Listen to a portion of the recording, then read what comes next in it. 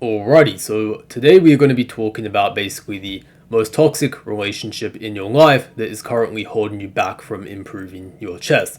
And unfortunately, this is not going to be probably a romantic one, since I don't think that's quite frankly relevant to most chess players, but rather we are going to be talking about the one you have with Stockfish, or the chess engine. And this video is going to be incredibly important, right? Because everyone has access to a chess engine these days. Even probably like over in North Korea, Kim Jong-un probably has Stockfish on his phone, and it's just so easy to use, right? Like you switch a button on, and then like all these things start getting thrown at you, and it's no wonder that pretty much everyone uses an engine. But as many of you have probably kind of realized by now, just because you have the engine on and it's running doesn't necessarily mean you understand really at all what is actually going on in the given position. And from my personal work with my own students, I have noticed it's a pretty common theme that a lot of the times they are just quite frankly not using the engine properly. I'm not going to argue in this video though that you should completely just quit using an engine. I think even if I said that, most of you guys probably wouldn't do that. So I'm going to instead kind of talk about one very important point about using an engine that, if you really understand, can help you get a lot more out of it rather than just seeing +1, but not really understanding like what does that +1 actually mean. And if you really understand what I'm going to be talking about in today's video, you're not just going to understand Stockfish better, you're going to understand really chess on a higher level in general. But that being said, the key thing I wanted to talk about in today's video is that there are two types of advantages in chess, and understanding this is very important to really being able to look at the engine and understand what it's saying. And these two types of advantages are static advantages and dynamic advantages. Static advantages are more kind of long-term, stable advantages, for example, material, space advantage kind of, king safety, these sort of things where like, sometimes you could even skip a move, let's say, and you'd still have like quite a big advantage. Whereas dynamic advantages are the complete opposite. They're very short-term, very temporary. Think like you have a lead in development, you have a lot of piece activity, but you lose one or two moves and all of a sudden like you might actually be in trouble, especially if you sacrifice material, a static element, for that dynamic advantage. Yeah, you have to be quite careful in these sort of situations. Should be very familiar if you're playing like gambits, for example. But needless to say, right, like if an engine says +1, it could mean either one of these, and that's where the problem lies, that if you have +1 and it's a static advantage, or it's +1 and it's a dynamic advantage, those are two very different things, right? And we're going to dive more into this with some real practical examples to show exactly what I mean. Okay, so this is going to be the first position we're going to discuss in today's video, and I want you guys to take a bit of a pause, think about what you would do as black in this position, and also if you want, try and evaluate how you think things are currently going as well.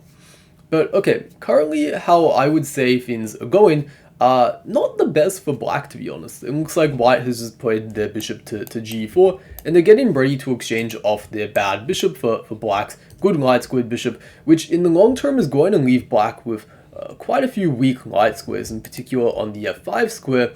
And if they ever play f5 in the future, maybe after takes, then the e4 square will end up quite weak, and white's going to be able to use that quite conveniently for their pieces, and just in general, like, there's going to be a lot of weaknesses around without a light squared bishop. And so if we just play any random move like queen c8, let's say, takes, maybe white plays like f3, black might try for f5, but just in general, without the light squared bishops on the board, white's always going to have a nice strategic advantage. Maybe a3, b4 is going to come soon, playing on the queen side. And I remember when I was analyzing this position with a student a while back, and we were kind of looking at this, I kind of just assumed, well, okay, bishop g4, this is just unpleasant for black and white has an advantage. But then I later switched the engine on. I'm going to switch the engine on right now. Hopefully you guys can see this. I'm just going to drag it over to this. And I'm also going to review a few more lines. So yeah, basically, hopefully you can see, like, okay, some lines down here, if like black displays queen c8, for example, the engine displays quite an advantage, plus 0.6. But you see this one line, the top line, where it gives bishop takes g4 as 0, 0, 0. And I saw that and I was like, huh, that's interesting, because I mean, that just gives white the exchange they were looking for. And then you see again that, like, oh, okay, most of these lines are still better for white, but there is one line and only one line the engine gives as equal, which is f5. And this one, okay, you have to take it, because if you go back, the bishop will get trapped. And I was like, okay, we're going to take this. And then it showed this move e4, and I was like, oh, that makes a lot of sense. And the idea with basically all of this is that in this position, right, from a static point of view, that if white is able to trade off these bishops, it's not going to be so pleasant for black. However, the only continuation for black that really is able to keep the game balanced is by exchanging the bishops immediately, going f5, and then by playing e4, we unlock a very kind of, a piece that was passive, and are now able to turn it into a more dynamic asset, unleashing it on this diagonal. And at this point, white's best line is actually to go rook a c1, we play knight d3, we hit the rook, and from memory the best line for both sides is rook c2, knight b4, and we just simply repeat the moves. And at this point, there's really nowhere the white rook can move where it's not going to continually get harassed by our knight, and it can also safely sit while, defending the knight on c3 against the bishop attack. But again, coming back to the starting position, right, if you were to just look at the starting evaluation and you see like, oh, 0, 0, 0, that is kind of wrong. The position isn't 0, 0, 0. It's only that if black plays a precise sequence of moves, capitalizing on a small dynamic opportunity, if they are not to do that, then statically we're just going to be worse, and it would actually be more like plus 0.7 in any one of these moves down here. There's also some moves f5 immediately. It's not quite as precise, and the reason there, I believe, is now if you play e4, we can play a move like queen c2, rook c1 apparently is also okay, but a move like queen c2 for example, and you can clearly see in this position how we actually benefit from not having our queen on the king side. It's able to kind of hold and consolidate. I'm actually not sure why rook c1 is also a move. There might be some exchange stack idea. Yeah, it seems like eventually knight d3, oh, rook b1? Okay, it's a very precise line, and I guess both of these guys getting hit. Very tactical at that point, and that's a bit aside from the point. Anyways, let's look at the next position. So here's the next position I wanted to show, and maybe we should actually flip this around to black's perspective. I was actually playing white though in this game. In a tournament that I played last year in Singapore, I had just played rook fd1 as white. And at this point, I was starting to feel a little bit of regret with my last move actually, but I want you guys to have a little bit of a think, first of all, how do you evaluate this position as black, and then what would you actually do? So, hopefully you've had a bit of a think though, and basically what is going on in this position is that probably white is statically a bit better, maybe also dynamically as well, you could say that, because like, our pieces look a little bit more active. And also from a static point of view, we have to anticipate that at some point white's probably going to take on d5, and after that black is probably also going to take back the pawn, in which event we have an isolated queen's pawn. And actually how the game continued was black played this move queen a5, which I thought was a little bit weird. I took on d5, I played h3, a small important move, and we'll discuss the importance of this actually quite soon. But yeah, white was just quite a bit better in this position, IQP. The black pieces don't really have any clear things to be doing. For example, if they develop the bishop, which is not actually easy to do in this position because it can't go to g4, can't go to f5, maybe it can go to e6, but any one of these squares, now white can play a move like queen c7, and now all of a sudden this pawn is undefended and it's getting quite unpleasant. Like maybe even you go bishop c8 back, for example, but no one really wants to play a move like that. So queen a5 was definitely not quite right, and after this, if we actually switch the engine on in this position, as we'll hopefully see, I believe it was around a +1 advantage. Let me adjust that, and yeah, at this point you can see queen +1 advantage, white is just positionally much better. But in the starting position, the thing that I was a little bit concerned about when I played this move rook fd1 was that I realized when I played this move that there were not many defenders around my king. Like this knight came to d4 earlier, it kind of left the defenses a little bit looser, you could say. And I was starting to think, well, what if black actually plays a move like knight f to g4?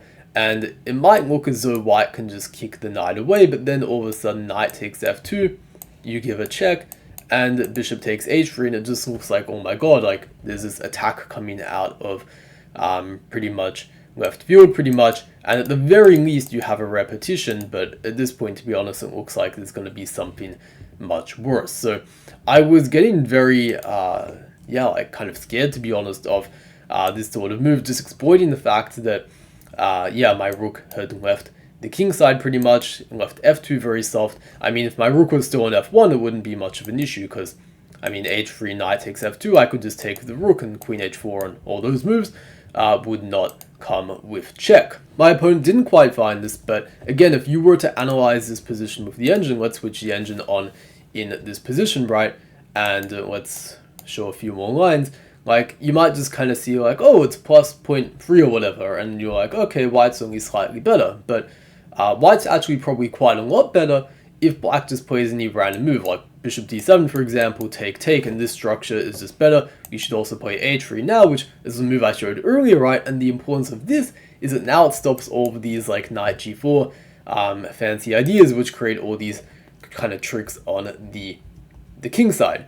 But yeah, because my opponent didn't play that, he didn't capitalize on that small dynamic opportunity, he didn't get that. And you might also see in line like c takes b5, the engine's also saying, but the whole point of c takes b5 is just to buy a move, and then you're going to do the same thing anyway, knight g4. There's no inherent value in c takes b5, and the other top move the engine shows is bishop g4, but this also has a similar idea that after these bishops are exchanged off, your knight's coming closer, and you're going to have the same sacrificial idea, basically. Okay, the engine wants bishop h6 instead, again, quite precise, and you'd actually have to see that beforehand. So yeah, if you just, again, looked at this position, you're like, oh, yeah, it's like plus 0.3. That doesn't really tell the full story. Black is pretty much on the verge of having a really bad position, but it's only with very precise play, playing dynamically, that we're able to really keep the position a bit more balanced. But okay, the final example I want to go over in this video, and actually was kind of a motivation for me to make this whole video to begin with, was from a classical game that one of my students played last week, and he had this position as white, where he, if you want to try and evaluate it, try and guess the evaluation. Actually, it's a bit of a fun exercise, I guess, but basically this position, let's actually pull it up. So I think from memory, it was about plus 3, almost plus 4, yeah, like plus 3 point something, right? Really, really bad for black, because, I mean, look at this. White has more space, their pieces are more active, black's king side is weak because they've got a pawn on g5, who knows why, and like pretty much everything that's gone wrong for black has gone wrong. Like, it's a hideous position, if we're being honest. And you can see a difference compared to the previous positions we were looking at is this time white has a static advantage, not dynamic, right? Like, we could pass 3 moves and probably still have a plus 3 advantage just because their position is so bad with all of the long-term factors in consideration. And yeah, like, you can just see like almost every move is like plus 3, and if I like even brought the list up like and added a bunch more moves, there's still like an endless list of moves where that would be the case. But okay, there is of course a question, how do we continue from this position? I mean, there's a few different ways you could think about it. I think using the WOP method, as I talked about in another video, where you look at 3 questions. What are the weaknesses in the position? That's a W. What are my opponent's ideas? The O. And what is my worst placed piece? That's a P. That can help you come up with sort of ideas to pursue in a position where like there's no immediate tactics, let's say. And yeah, my student actually came up with a decent idea. He played h4, and this sort of immediately targets the g5 weakness, or just the kingside weakness in general that black has. I mean, if they take that, the bishop's opened up, it's attacking h6, the queen can come in, it's looking very, very bad. What black tried to do after this was g4, and yeah, at this point, if white just plays knight h2, you attack this. Black would probably have to play h5, and there's a lot of moves white can play. I mean, knight e4, eventually play f3, maybe even doing that immediately could be quite strong, and it just looks very miserable. I mean, even you could cash in at this point with like bishop takes d5 perhaps, and you win a pawn because now there's this hanging at the end. Pretty much everything should be good for white. So what happened though with bishop takes h6? And if you actually turn the engine on, the engine will tell you in this position, bishop takes h6 is still completely winning. It's like plus 2 point something, so it's like, oh, okay, yeah, it's a fine move probably. I'll show how the game continues. It takes f5, and eventually after some moves, I'll just quickly play through these. My student was a little bit sloppy, and we ended up in this position where if he just played, his opponent played bishop e6, I was like, I'm not even sure, like maybe black's even better. Now the engine says it's equal, but to me when I looked at this, I thought like, heck, I mean 2 minor pieces, no clear attack. Maybe they're even the one attacking on the king side with like rook f8 and f4 eventually. I was kind of getting like nervous at the thought of this position. Luckily, what black did was they kind of threw the game very quickly. They played bishop d8. I don't know if they just missed my opponent's move or something. I don't know what happened, but they just played bishop takes h4 and very quickly ended up in this endgame where they now were just down in exchange. I don't know why they gave the bishop up like that, but they did, I guess. So white ended up winning the game, but what I want to discuss here is obviously, like, if we go back to move 20, we had a +4 advantage. And now all of a sudden, 8 moves later, on move 28, it was equal, right? And it still seems like after this bishop takes h6, we should have been winning, but what was the problem here? And if you look at the engine, it won't exactly seem clear. It might seem like, you know, a very concrete thing, like, oh, +4 still if you play b5, and that might be true. But the issue to begin with, from a very human, practical point of view, was that we have this huge static advantage. If we just kind of like play normal moves, it's going to be like, that's what black doesn't want actually. We need to understand that when you have a static advantage, you want to keep the nature of the position. Black should be trying to change the nature. And what I mean by that is, like, very often, for example, they should be willing to sacrifice material even to become more active and try and like kind of get their feet in the game. But unfortunately in this position, what white did was they changed the nature of the game for black. They started sacrificing material, which is still okay, but now it's like we have to rely more on a dynamic advantage instead of a static one, which, as we've seen, can be more kind of temporary, and if you don't play your cards carefully, you can lose it in the blink of an eye pretty much. And that's not to say like dynamic advantages are like bad or anything like that. It's just a different type of advantage, and on average it's less easy to utilize than a static advantage. So definitely from a practical point of view, this was the wrong decision to play bishop takes h6, even if the engine says it's still winning and they're like, oh, you know, the mistake you made was this, you missed knight takes d5 and b5, which is technically true. But still, to begin with, we shouldn't have even gone for this for the first place. It was just so much easier to play knight h2, h5. And I mean, looking at this position again, you see the very top move is knight takes g4, which might objectively be best. Again, we are kind of changing our advantage into more of a dynamic one at this point. Although, arguably, as I mentioned earlier, it could also definitely be the third type, which is more just tactical, where straight up we have a winning line.